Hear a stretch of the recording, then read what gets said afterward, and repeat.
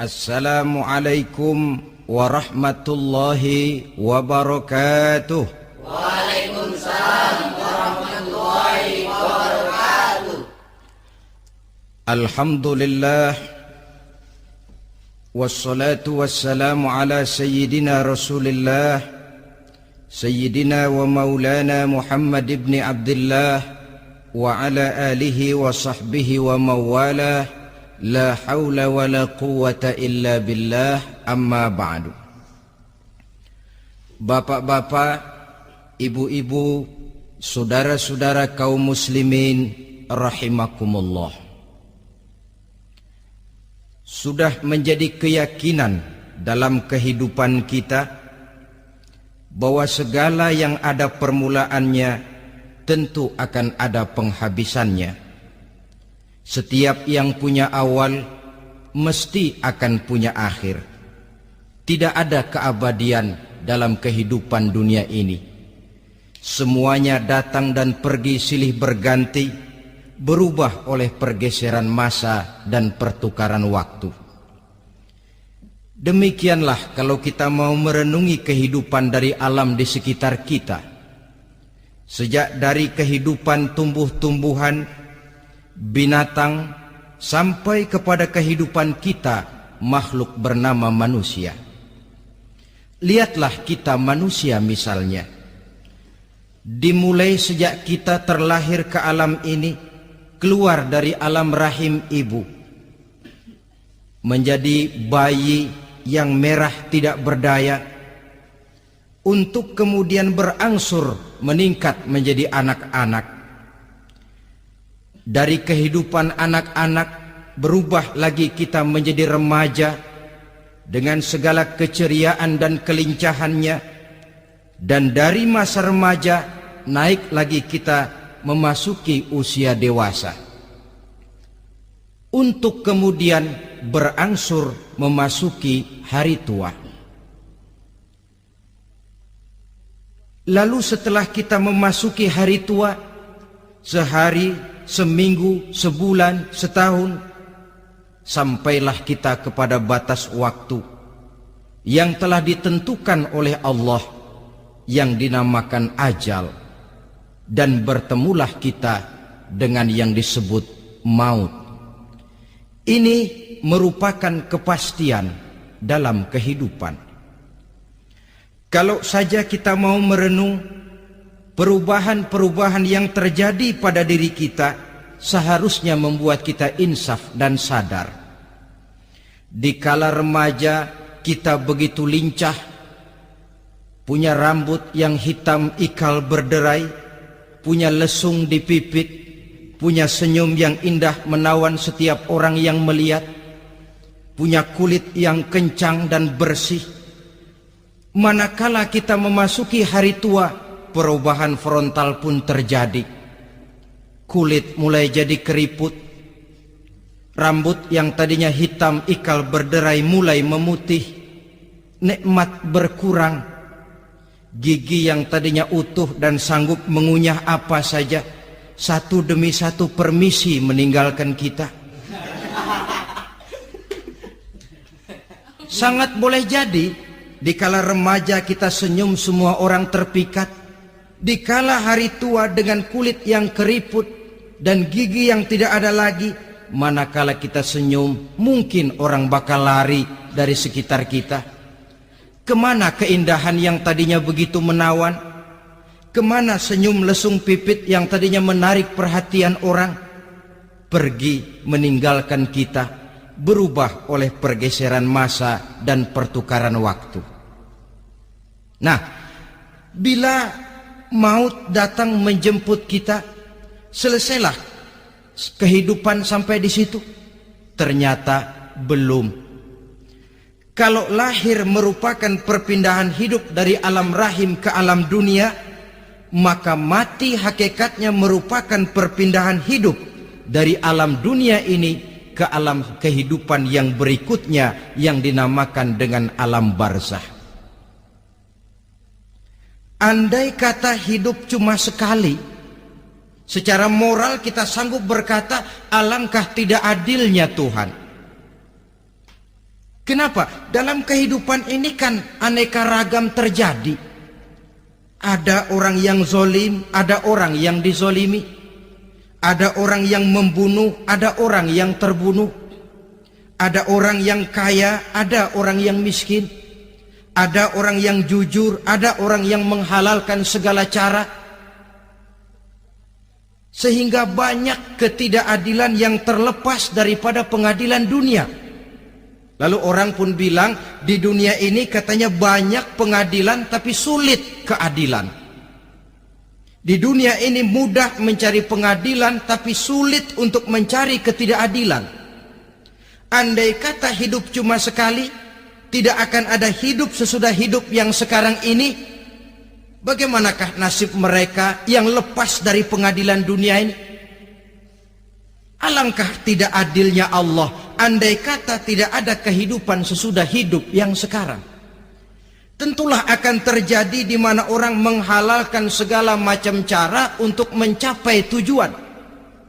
Yang penting kan saya kaya, yang penting kan saya punya jabatan dan kedudukan tinggi. Kalau perlu jilat atas, jilat atas. Kalau perlu sikut kiri kanan, sikut kiri kanan. Kalau perlu injak bawah, injak yang bawah. Ini prinsip daripada orang-orang komunis, dan pantas karena mereka tidak percaya kepada kiamat. Pantas karena mereka tidak percaya akan adanya kehidupan sesudah hidup yang sekarang ini. Maka saya menghimbau kepada seluruhnya, kita sudah kadung menyepakati negara ini berdasarkan Pancasila. Kita sudah kadung konsensus bahwa PKI dengan seluruh ajarannya tidak punya hak hidup di bumi Pancasila yang kita cintai ini. Maka salah satu ajaran PKI tujuan menghalalkan cara. Kita orang Indonesia yang berbudi pekerti luhur, yang punya nilai budaya tinggi, janganlah sampai mencaci PKI, membubarkan PKI, mengutuhkan PKI, tapi dalam kehidupan sehari-hari prakteknya prinsip komunis kita pakai. Apa itu? Tujuan menghalalkan cara. Asal sudah tujuan tercapai, cara apapun saja halal. Itu pandangan hidup orang yang tidak percaya kepada adanya hari akhirat. Sebagai muslim yang yakin akhirat ada, kiamat pasti akan datang. Hidup tidak cuma sekali. Maka kalau kita zalim, kalau kita berbuat aniaya, kalau kita melakukan korupsi, kalau kita merugikan orang lain, boleh jadi kita terlepas daripada pengadilan dunia. Tapi ingatlah, kita tidak akan pernah lepas dari pengadilan Allah. Pengadilan Qadhi Rabbul Jalil, di mana kita akan diadili dengan seadil-adilnya, dan tidak satu perbuatan yang bersifat salah, yang bagaimanapun kecilnya, yang akan lepas dari pengadilan di akhirat itu nanti. Pantas saja kalau satu hari malaikat Jibril datang menasihati Rasulullah sallallahu alaihi wasallam, yang artinya juga menasihati kita semua. Apa kata malaikat Jibril kepada baginda Nabi? Ya Muhammad, ish ma syi'ta fa innaka mayyitun. Hai Muhammad, hiduplah semau kamu, tapi jangan lupa kamu pasti akan mati. Kalau memang dilarang tidak terlarang, dicegah tidak tercegah, kamu mau melaksanakan hidup menurut maumu sendiri, persilakan, hiduplah menurut mau dan gayamu. Tapi jangan lupa, fa innaka mayyitun, satu saat kau pasti bakal mati. Dan mati itu bukan akhir dari segalanya. Dia babak baru bagi kehidupan selanjutnya. Silakan hidup menurut maumu, tapi jangan lupa kau pasti akan mati. Wa'mal ma syi'ta fa innaka majziyun bih. Kerjakan apa saja yang kamu mau. Kalau kau mau menghalalkan segala macam cara, persilahkan halalkan segala macam cara. Tapi jangan lupa kau akan mendapat balasan dari seluruh amal perbuatanmu. Wa ahbib ma syi'ta fa innaka mufariquhu, dan cintailah apa saja yang mau kau cintai. Kau cintai anak istrimu, silahkan. Kau cintai harta bendamu, tafadhal. Kau cintai tanah airmu, kau cintai pangkat dan jabatanmu, persilahkan. Tapi jangan lupa, fa innaka mufariquhu, kau pasti akan berpisah dan akan meninggalkan segala yang kau cintai itu. Apa artinya ini buat kita? Ternyata sesudah maut datang menjemput kita, ada kehidupan sesudah hidup yang sekarang ini. Ini yang mendorong kita untuk dalam kehidupan di dunia ini tidak melakukan prinsip saenake dewe,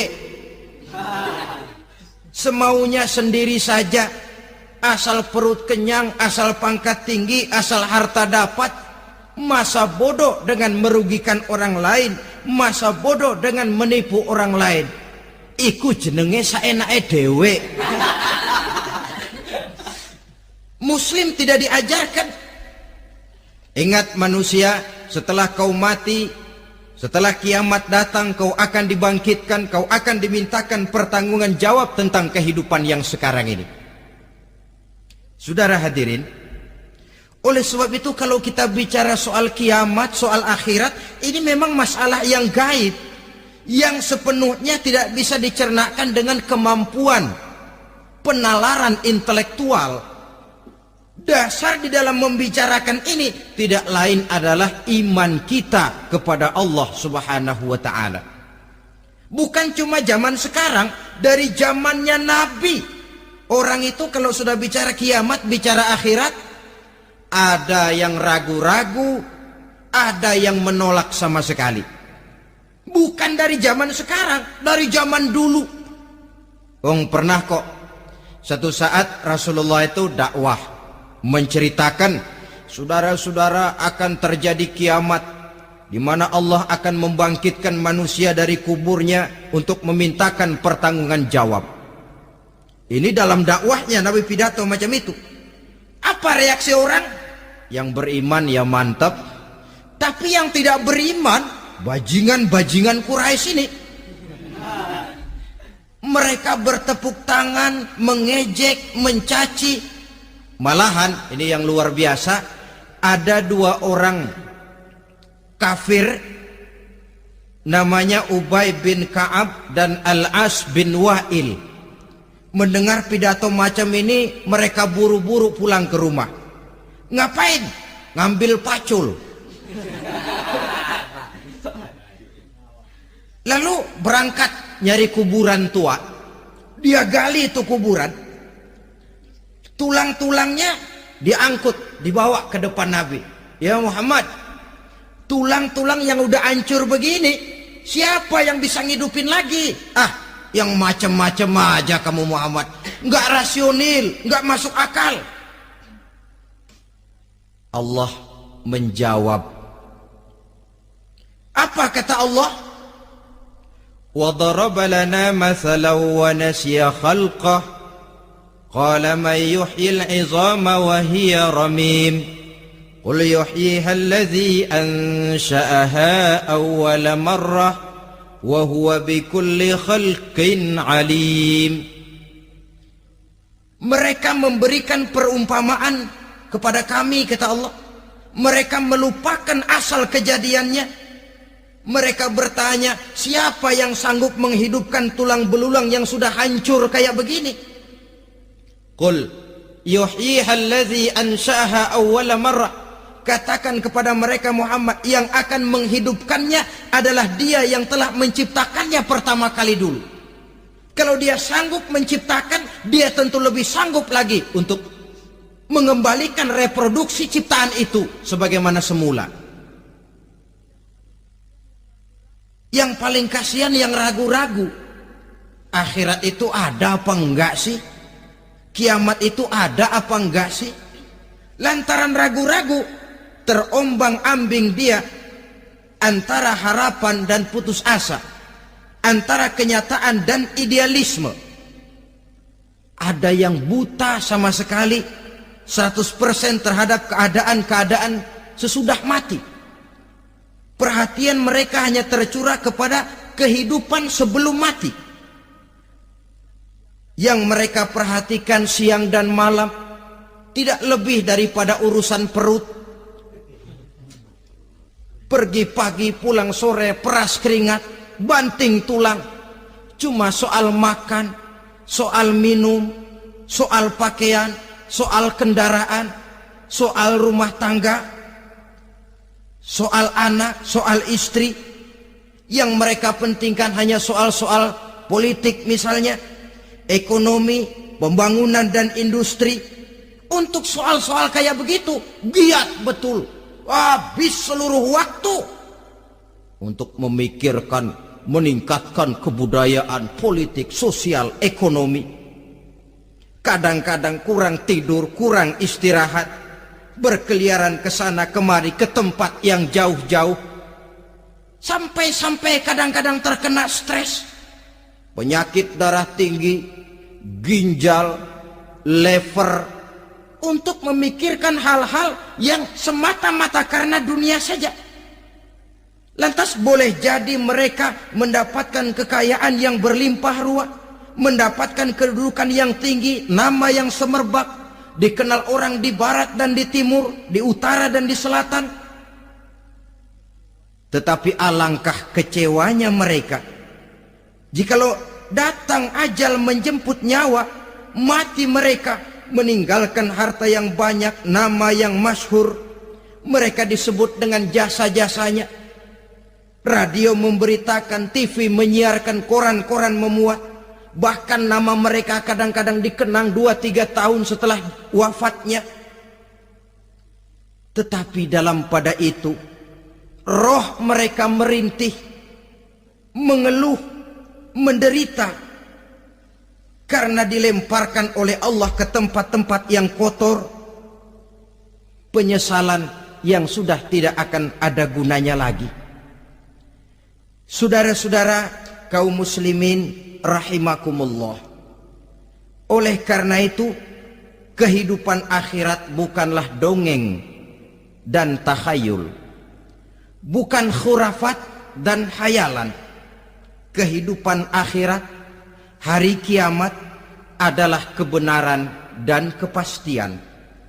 Dalam surah Al-Hajj ayat ke-7, Allah Subhanahu wa taala menyatakan, wa anna as-sa'ata atiyatun la raiba fiha wa anna Allah yab'atsu man fil qubur, dan bahwasanya kiamat itu sesungguhnya adalah sesuatu yang pasti dan tidak ada keraguan-raguan lagi di dalamnya, dan bahwasanya Allah sungguh-sungguh akan membangkitkan manusia dari kuburnya masing-masing.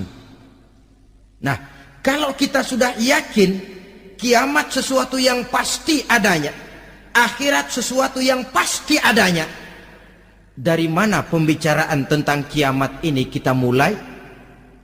Tentu dari diri kita. Marilah kita mencoba melihat proses perjalanan hidup ini sampai kita memasuki kiamat. Hadirin, tidak ada makhluk secantik manusia. Tidak percaya, pernah keragunan? Nah, saudara masuk ke kebun binatang, segala macam makhluk ada di situ. Ratusan macam jenis binatang. Bandingkan dengan saudara, kira-kira cakep mana?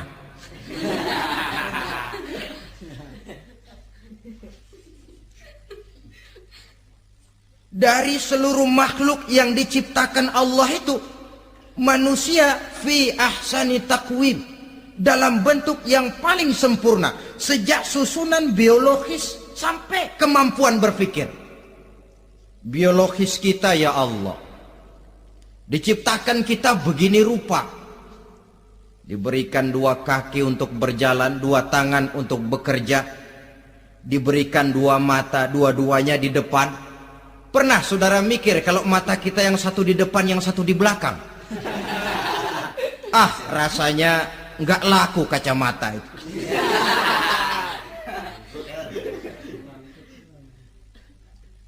Diberikan hidung dengan 2 lubang, tahu betul Allah ke bawah lagi lubangnya. Coba pikir kalau lubang hidung kita menghadap ke atas. Aduh, kalau musim hujan repot jagain hidung. Laqad khalaqnal insana fi ahsani taqwim. Sungguh telah kami ciptakan manusia dalam bentuk kejadian yang paling sempurna ketimbang makhluk-makhluk Allah lainnya. Nah, kesempurnaan manusia ini oleh karena hidupnya terdiri dari 2 unsur pokok. Pertama unsur jasmani dan kedua unsur rohani. Jasad dan roh. Jasad yang terlihat sekarang ini, potongan saudara yang ngejedok di depan saya ini jasad saudara. Ini yang berasal dari saripati makanan yang dimakan oleh bapak ibu kita. Lalu hasil kerjasama yang baik antara ibu dengan bapak, terwujudlah kita. Kalimat langsungnya jasad ini berasal dari tanah yang tadi berubah dari bayi, remaja, dewasa, meningkat hari tua. Yang berubah itu jasmani kita. Kenapa? Karena jasmani itu materi, benda, daya tahannya terbatas. Dia berubah oleh pergeseran masa dan pertukaran waktu. Apa ada orang makin tua makin cakep? Jasmani oleh karena dia materi, dia berubah oleh pergeseran masa dan pertukaran waktu. Nah, yang menyebabkan jasmani itu bergerak karena ada roh di dalamnya. Ini yang menyebabkan kehidupan. Ini yang menjadi sumber kehidupan, pusat kesadaran dan pengertian dalam kehidupan manusia. Tanpa roh dalam diri kita, maka jasad kita pernah lihat orang mati? Nah, itu kalau orang mati, coba perhatikan. Apanya yang kurang? Kupingnya masih ada, tapi sudah tidak sanggup mendengar. Matanya masih lengkap, tapi tidak mampu melihat. Jangankan melihat, terbuka saja tidak. Mulutnya masih ada, tapi sudah tidak bicara lagi. Telinganya cukup, tapi sudah tidak sanggup mendengar. Kakinya lengkap, tapi tidak mampu lagi berjalan. Apa penyebabnya itu?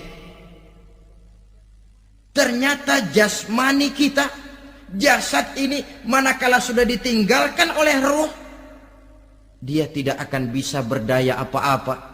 Tidak mampu berjalan, tidak pula berbuat, tidak pula bekerja apapun saja. Saudara-saudara, dua-duanya punya kebutuhan. Jasmani ada kebutuhannya, rohani pun ada kebutuhannya. Jasmani yang jelas perlu makan, perlu minum, perlu tidur, perlu pakaian, dan sebagainya. Nah, apabila saat berpisah datang, ajal sampai, berpisahlah roh dan jasad. Dan itulah yang dinamakan dengan maut. Jadi apa sih mati itu? Mati adalah berpisahnya roh dengan jasad. Sebab itu Islam sangat menganjurkan kita untuk banyak-banyak mengingat mati. Bagaimana caranya mengingat mati? Pertama, mati itu kan pasti. Kira-kira yang hadir di sini ada yang nggak mati nggak kira-kira? Semuanya bakal mati kan? Berani? Berani. Sekarang mau? Saudara, sebenarnya kalau kita merenung lebih jauh, orang itu tidak perlu takut mati. Walaupun tidak boleh terlalu berani menghadapi mati. Karena bagaimanapun takutnya kita kepada mati, toh dia pasti datang. Bagaimanapun beraninya kita mati, kalau belum ajal ya tidak mati juga. Jadi muslim itu kan harus berani menghadapi hidup dan tidak takut menghadapi mati. Mati adalah sesuatu yang pasti. Muslim dianjurkan banyak-banyak mengingat mati dalam kehidupan. Caranya bagaimana? Pertama, berziarah, nengokin teman yang sakit. Ya? Suka nengokin teman yang sakit enggak? Oh, itu pahalanya kata Nabi. Menengok orang yang sedang sakit lebih afdol daripada sholat sunnah 1000 rakaat. Apa pernah saudara sembahyang sunnah sampai 1000 rakaat? Nengokin orang sakit pahalanya lebih afdol daripada itu. Kenapa menengoki orang sakit mengingatkan kita kepada mati? Iya ya, ini teman saya yang kemarin segar banget, bercanda sama saya, ketawa sama-sama, sekarang terbaring tidak berdaya, hilang kemampuannya, hilang keceriaannya, sakit. Iya kalau sembuh, kalau ajal, iya sekarang giliran dia, kalau jatuh ke saya. Lalu menghibur teman dengan kata-kata yang enak, yang akan mendatangkan sugesti supaya dia cepat sembuh. Jangan nengokin orang sakit jujur. Sakit apa lu? Perut. Emang teman gua kemarin sakit begini mati ya? Wah, itu orang bisa jadi shock lantaran etika kita tidak akan sampai ke sana. Menjenguk orang sakit akan mengingatkan kita kepada mati. Apalagi ziarah kubur. Ada yang orang tuanya sudah meninggal?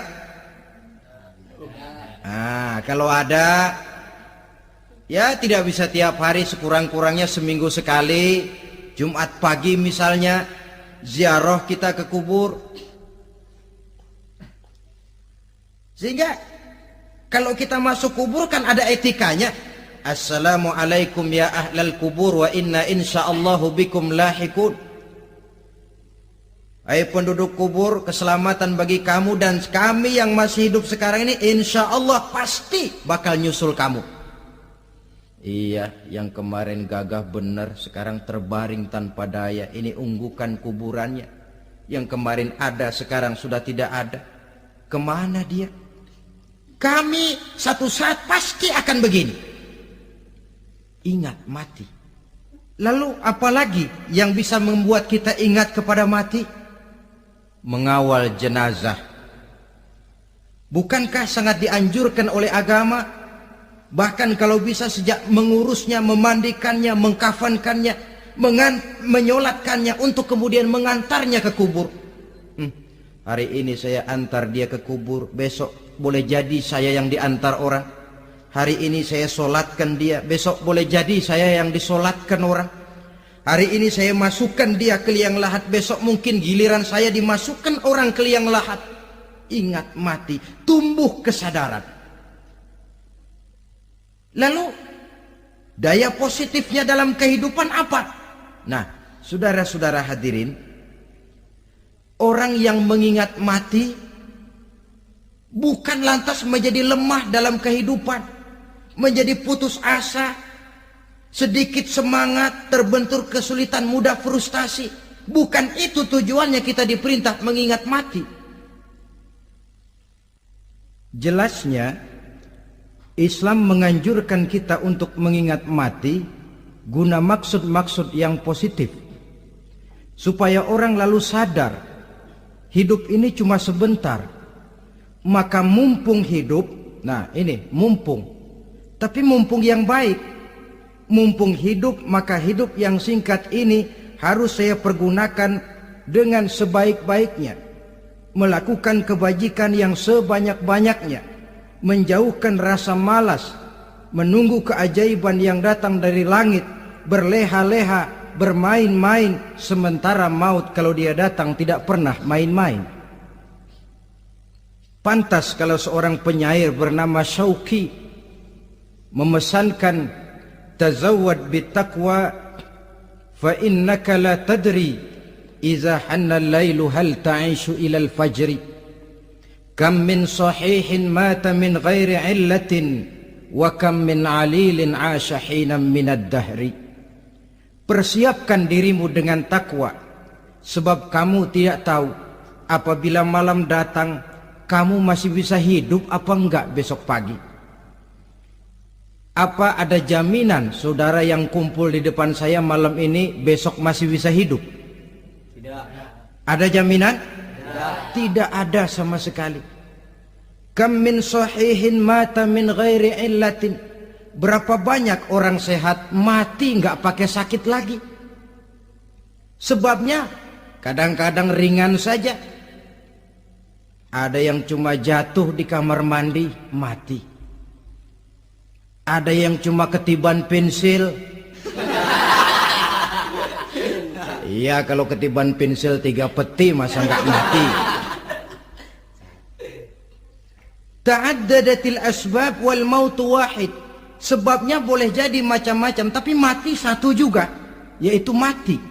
Dia seperti kelapa yang terlalu tua jatuh ke bawah, yang kembang baru keluar pun jatuh ke bawah. Itulah mati. Dia datang menjemput yang bayi, dia datang mengambil yang anak-anak, dia datang juga kepada yang remaja, kepada yang dewasa, kepada yang tua sekalipun. Jangan yang remaja lalu berpikir, gua rasanya masih jauh banget mau mati. Ini sesuatu yang pasti yang kita tidak pernah diberitahu kapannya. Kalau dikasih tahu kapannya kan kita bisa, umpama malaikat maut datang ke rumah saya, saudara Zainuddin kau mati 80 tahun lagi. Wah, saya kan berhitung, masih lama, poya-poya aja dulu Tapi ini tidak pernah diberitahu kepada kita. Lantaran tidak diberitahu itulah kita perlu bersiap-siap dengan selalu mengingat-ingat mati yang mendorong kita untuk berbuat positif. Satu contoh peringatan mati yang mendatangkan positif pada peristiwa ketika turun perintah hijrah. Ketika di Mekah sudah terpepet turun perintah hijrah. Ini sahabat yang berangkat hijrah, jangan dikira semua bulat hati. Ada yang mikir, kalau saya hijrah berangkat dari Mekah ke Madinah, nanti di tengah jalan dicegat oleh kafir Quraisy lalu dibunuh, mati saya. Takut mati. Allah peringatkan, kullu nafsin za'iqatul maut. Kamu disuruh hijrah saja takut mati, padahal kamu tahu semua yang hidup bakalan mati. Diam saja di Mekah mati, hijrah ke Madinah pun akan mati. Mendengar ayat ini, Sayyidina Umar bin Khattab seperti dibakar semangatnya. Kalau sebagian sahabat hijrah sembunyi-sembunyi, beliau mau hijrah itu malah bajingan Quraisy dikumpulkan dekat Ka'bah. Pidato, ya ma'syarah Quraisy, dedengkot Quraisy, dengerin. Besok pagi yang namanya Umar bin Khattab mau hijrah dari Mekah ke Madinah. Siapa yang kepengen kepalanya berpisah dengan badannya, persilahkan cegat Umar di jalanan. Besok dengan tenang dia berangkat hijrah, gak ada yang berani nyegat. Tuh Quraisy juga barangkali mikir, gue ngapain nyegat penyakit. Begitu ingat mati, timbul semangat juang, timbul semangat berbuat. Ini ingat mati yang positif, bukan yang melemahkan semangat. Dah jangan kerja rajin-rajin dah, lu bakalan mati. Ini ingat mati yang salah pasang. Ingat mati seharusnya mendorong manusia untuk berbuat lebih tekun. Allah memberikan peringatan, qul innal mauta allazi tafirruna minhu fa innahu mulaqikum. Katakan, maut yang kamu akan melarikan diri daripadanya, yang kamu takuti benar dia pasti akan datang menjemput kamu. Saudara-saudara hadirin yang saya hormati, datangnya memang tidak kita harapkan yang namanya maut. Tapi sekali dia datang, tidak ada pintu tempat kita lari. Dia memang tidak pernah kita undang. Tapi sekali dia datang, mengetok pintu, kekuatan apa yang bisa menolak? Dia sebuah tanda seru dalam kehidupan. Apa yang menyebabkan orang takut mati? Pertama barangkali karena dia tidak tahu bagaimana kehidupan sesudah mati. Alam kubur gelap, alam akhirat gelap. Sehingga dia bingung, lantaran bingung lalu jadi takut. Yang kedua boleh jadi oleh bayangan-bayangan dosa yang pernah dia kerjakan di dunia ini. Kerjanya cuma menumpuk dosa. Dia gembira, bahagia, tertawa di atas tumpukan dosanya. Merasa segan berpisah dengan seluruh kehidupan ini.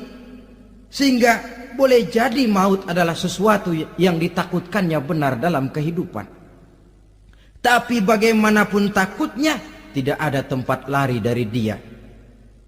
Dalam ayat lain Allah jelaskan, Aynama takunu yudrikumul mautu walau kuntum fi burujim musayyadah. Di mana saja kamu berada, dalam benteng yang paling tangguh sekalipun, maut pasti akan datang menjemput kamu. Nah, bagaimana caranya maut datang menjemput kita? Bila datang dia, sang malaikat pencabut nyawa, malaikat Israel namanya, hendak mengambil roh kita.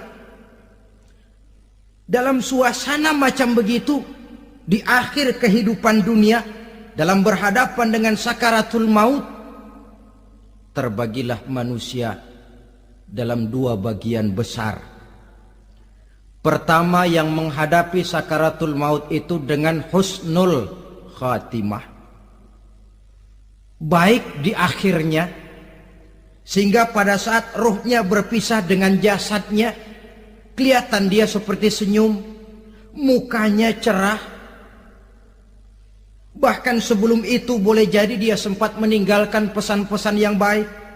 Ada yang sempat azan, ada yang sempat baca Quran. Pernah kan nemui orang yang mau mati seperti itu? Yang sempat azan, yang sempat baca Quran, yang sempat meninggalkan wasiat-wasiat yang baik. Sebab apa? Malaikat maut datang menjemput mereka juga dengan baik-baik. Dicabut ruhnya perlahan-lahan, tapi sungguh pun perlahan-lahan. Pedihnya, sakitnya tetap tiada tara.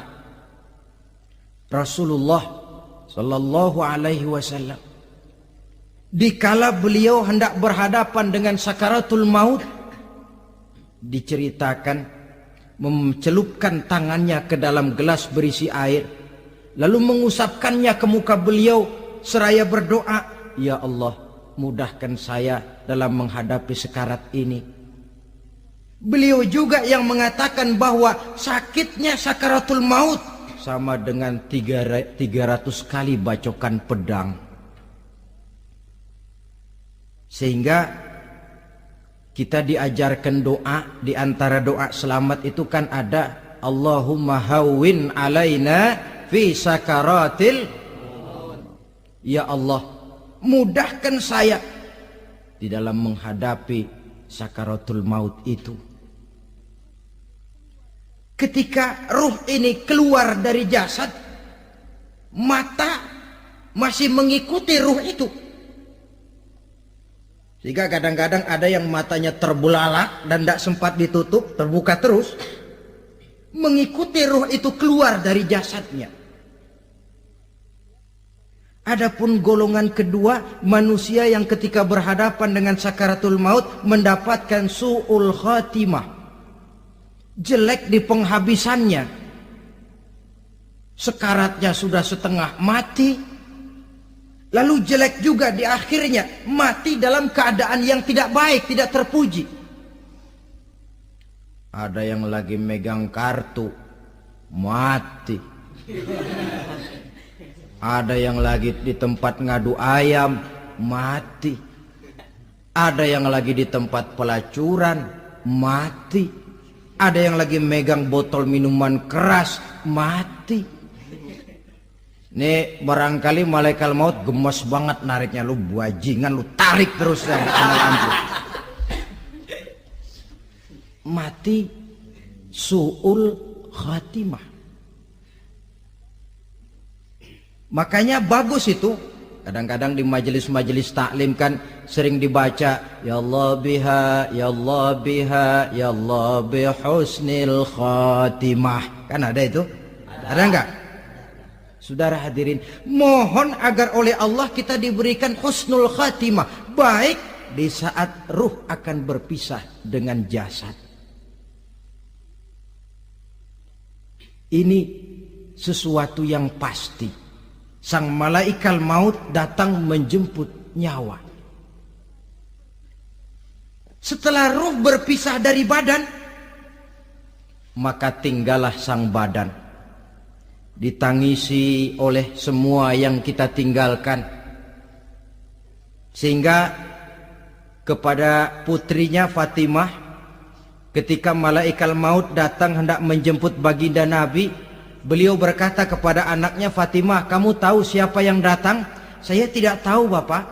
Yang datang hadimul lazat. Itu dia yang menghancurkan seluruh kesenangan dunia. Wa qati'u syahwat, yang memisahkan kita dengan seluruh yang kita cintai. Dia malaikat maut, Pak. Manakala jasad sudah ditinggalkan oleh ruh, itulah yang dikerubungi orang. Anak menangis, istri menangis, orang tua bersedih, teman-teman merasa kehilangan, menangisi jasad. Diuruslah jasad kita, dimandikan sebagaimana mestinya, dikafankan dengan kain putih 3 lembar, itu yang hendak kita bawa kembali ke tempat asal kita. Pakaian sutra, jas yang mereknya Switzerland wool, kain yang Samarinda, sepatu yang Belly atau Beltoni, jam tangan yang Rolex, kendaraan yang serba mewah, tidak ada yang menyertai kita. Kain putih 3 lembar itu saja lagi.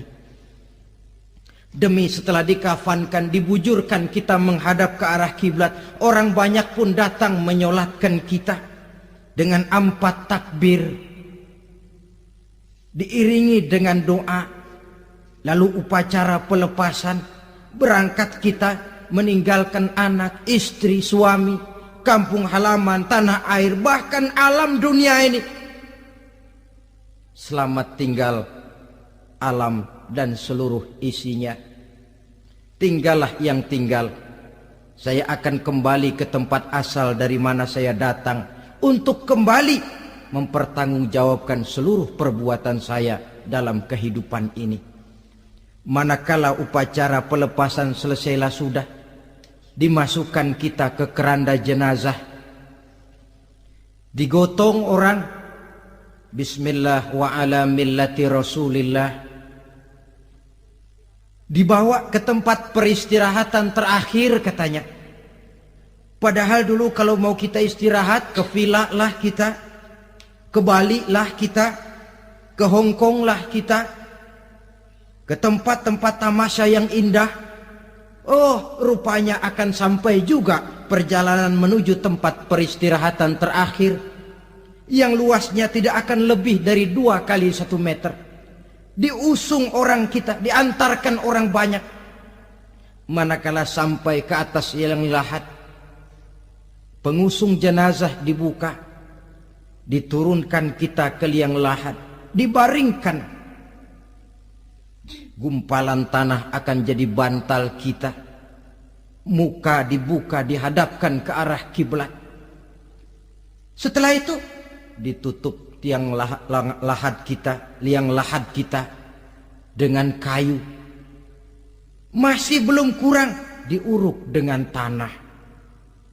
Yang menguruk orang-orang yang tadinya mencintai kita, menyayangi kita. Tapi ketika jasad sudah ditinggalkan ruh, habis rupanya cintanya. Coba jasad kalau sudah ditinggalkan ruh, 3 hari aja di rumah, serem. Ya mayit, siapa yang betah nemenin mayit?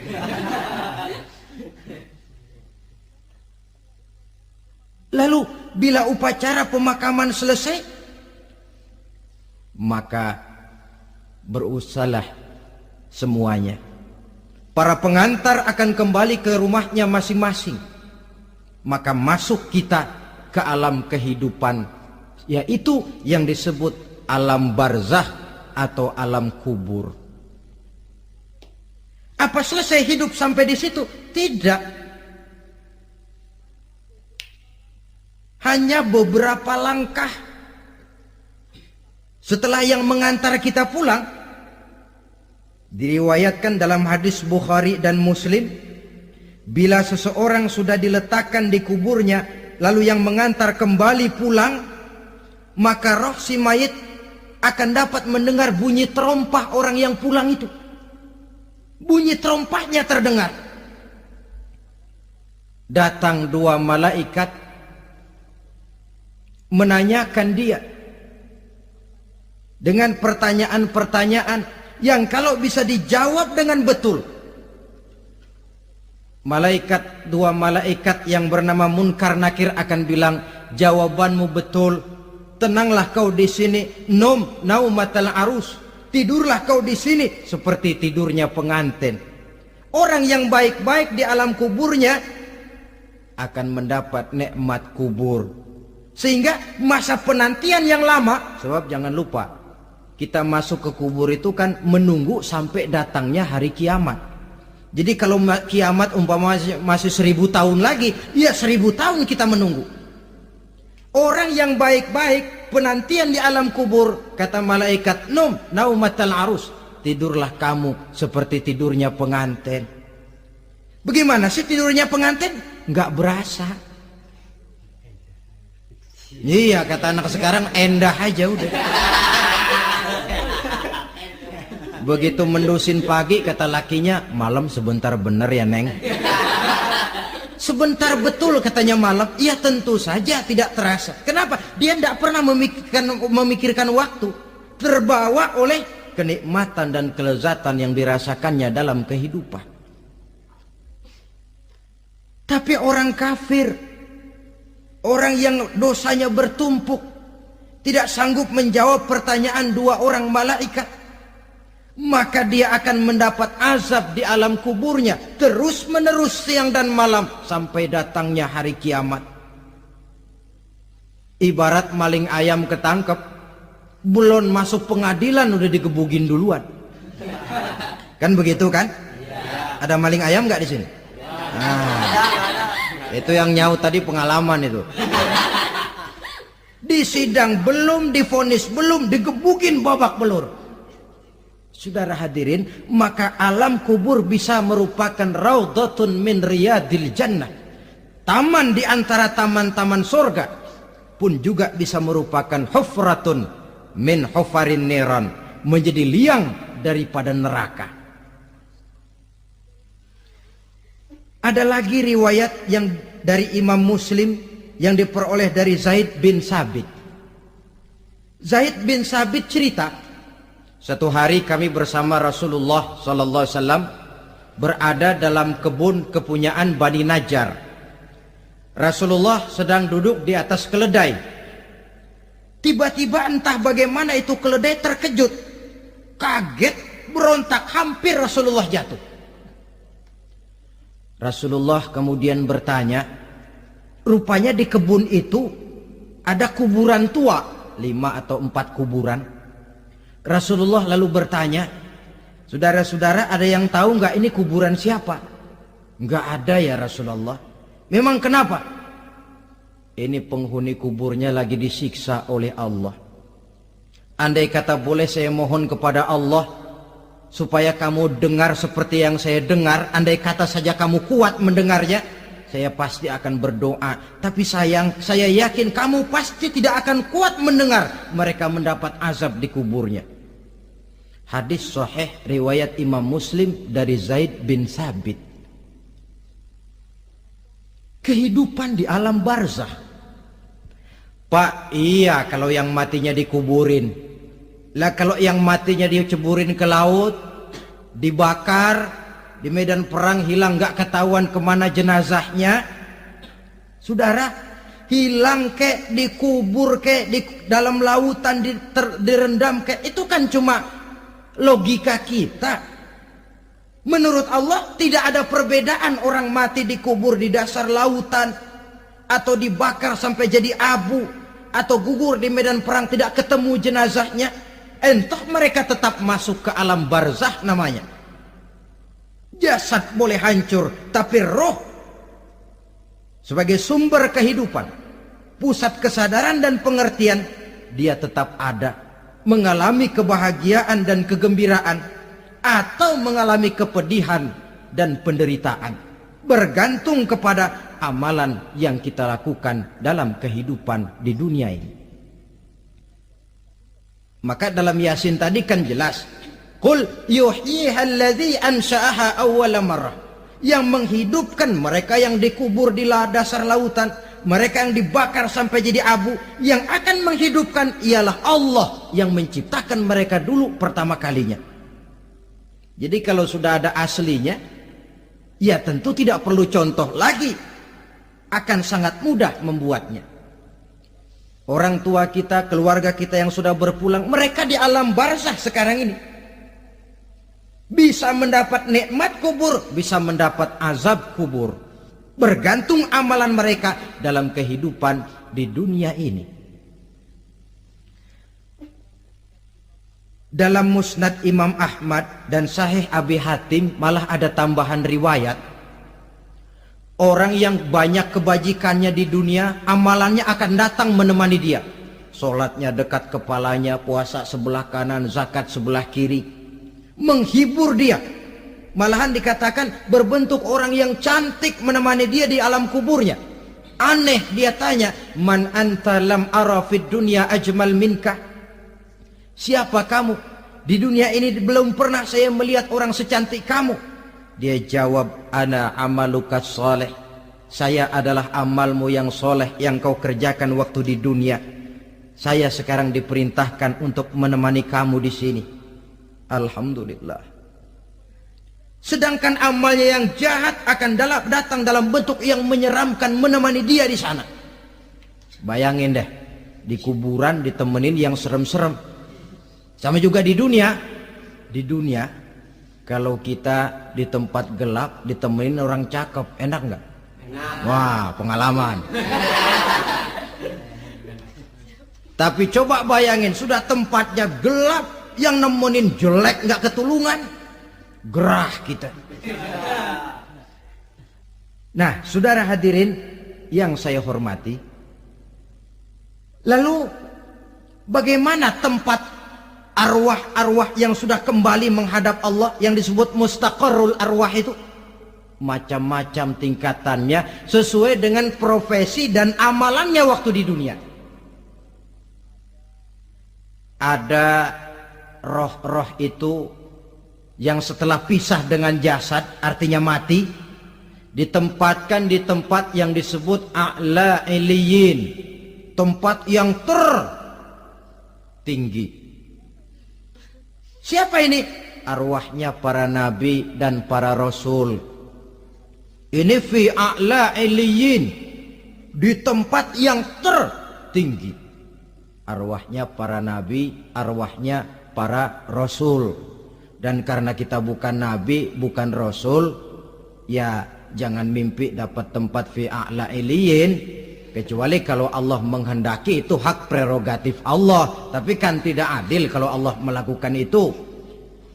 Ini kelompok roh-roh yang masuk golongan VIP. Wah, the first class.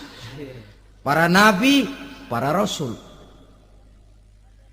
Lalu ada pula roh-roh itu yang setelah pisah dengan jasadnya diumpamakan seperti burung-burung hijau yang berterbangan di perkebun-kebunan surga. Roh siapa mereka ini? Rohnya para syuhada, orang-orang yang mati syahid gugur membela agama. Nah, ini bedanya orang mati syahid dengan pahlawan, ya. Apa bedanya syuhada dengan pahlawan? Kalau syuhada, orang yang gugur membela agama, niatnya karena Allah, mati syahid. Kalau pahlawan, orang yang gugur membela negara, orang yang dianggap berjasa kepada pemerintah. Klimaksnya, kalau orang mati syahid jelas surga, tapi pahlawan belum tentu surga. Kenapa? Bergantung kepada negara macam apa yang dibelanya dan pemerintah model mana yang dibelanya. Di negara-negara komunis misalnya, banyak nggak pahlawan? Dengan sekian tanda jasa yang mati di medan perang dan sebagainya. Kira-kira pahlawan komunis masuk surga enggak? Ya, kalau pahlawan komunis masuk surga, kita enggak kebagian kapling di surga barangkali. Inilah bedanya pahlawan dengan orang mati syahid. Kemudian ada pula roh itu yang tertahan di pintu surga. Tertahan di pintu surga. Ini seperti tadi, orang yang mati syahid tapi masih ada kaitan di dunia. Rasulullah pernah ditanya orang, ya Rasul, kalau saya maju ke medan perang bela agama, mati syahid, apa saya masuk surga? Iya, masuk surga. Kecuali kata Nabi, kalau masih punya utang. Nah, tertahan di pintu surga. Ada pula roh itu yang tertahan di alam kuburnya. Ini umumnya seperti tadi itu. Ada mempunyai dosa, mempunyai kesalahan, sehingga merasakan azab kubur. Ada juga roh itu yang tertahan di permukaan bumi. Mereka yang dalam hidup selalu menumpuk dosa-dosa yang besar, meninggal sebelum keburu untuk bertaubat. Saudara hadirin yang saya hormati, inilah yang kita khawatirkan. Sebab jikalau pada saat roh sudah datang, jikalau saatnya roh datang berpisah dengan jasad, menemukan sakaratul maut, saat itu taubat sudah tidak akan ada gunanya lagi. Masuk ke alam kubur, mendapat azab kubur sampai datangnya hari kiamat. Berapa lama di alam kubur ini? Menunggulah kita sampai datang saatnya kiamat. Nah, saudara-saudara, apa tanda-tanda hari kiamat? Kapan dia akan datang? Bagaimana hal ihwal manusia pada saat terjadi kiamat? Bagaimana alam ini? Bagaimana perhitungan di padang mahsyar? Insya Allah akan saya ungkapkan pada bagian kedua dari ceramah ini. Insya Allah kita akan lanjutkan pembicaraan ini sampai kepada terminal paling akhir, surga dan neraka. Inilah saja pertemuan kita pada kesempatan kali ini. Terima kasih banyak atas segala perhatian. Mohon maaf atas segala kekurangan. Wabillahi taufiq wal hidayah. Wassalamualaikum warahmatullahi wabarakatuh. Waalaikumsalam warahmatullahi wabarakatuh.